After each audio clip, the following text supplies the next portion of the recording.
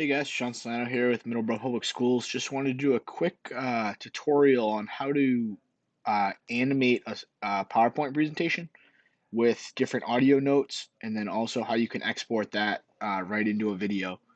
One of the benefits of doing this is you can record short audio clips that pertain to each individual slide. That kind of takes the part out of having to get your entire dialogue done in one take and messing up in between slides and things like that. This allows you to record 15 or 20-second recordings, add it to each slide, and then go on and do the next one. You can create those, you can add them to each slide, and then once you add them to each slide, you can put your PowerPoint presentation together. So what we've done here is I've taken this PowerPoint that was already made by Lisa McDonald, and she had these audio notes here. You can see the audio notes this one's about 16 seconds long. And then if you go to the next one, there's another audio note down here. And all they did for that was insert audio and then record the audio for that slide. And then it makes this little sound icon. Once you have the sound icon, you can click on the sound icon right there. You can do audio format. You have some changes in here that you can make if you want to change how the little icon looks. And then playback is really where we want to be.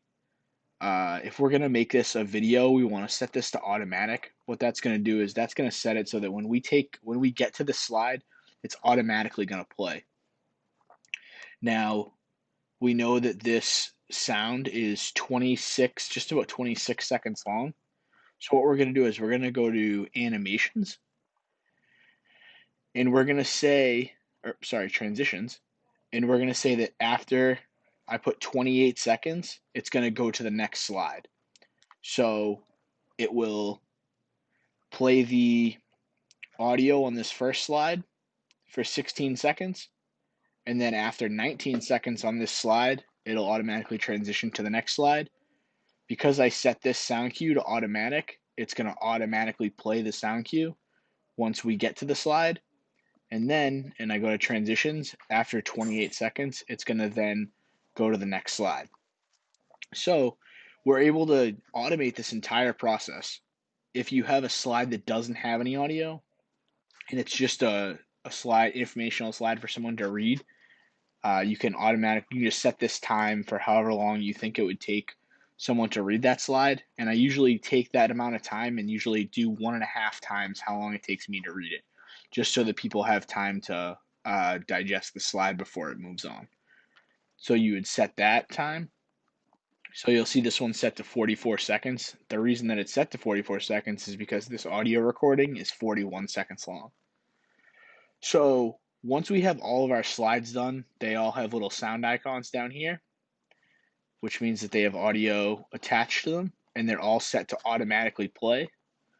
Once we click on the sound icon, go to playback, and it's set to start automatically, which is what we want for all those sound icons. And then when we go to transitions, we've set our time for how long our sound icon will play for, and then I usually add a second or two to the end of it, and then that's how long until it transitions to the next slide. So once we have all that done, we have all our sound cues in, we have all of our timing done. We're going to go up here, we're going to do File, and we're going to Export. Now I'm doing this on a Mac, so it might look a little bit different.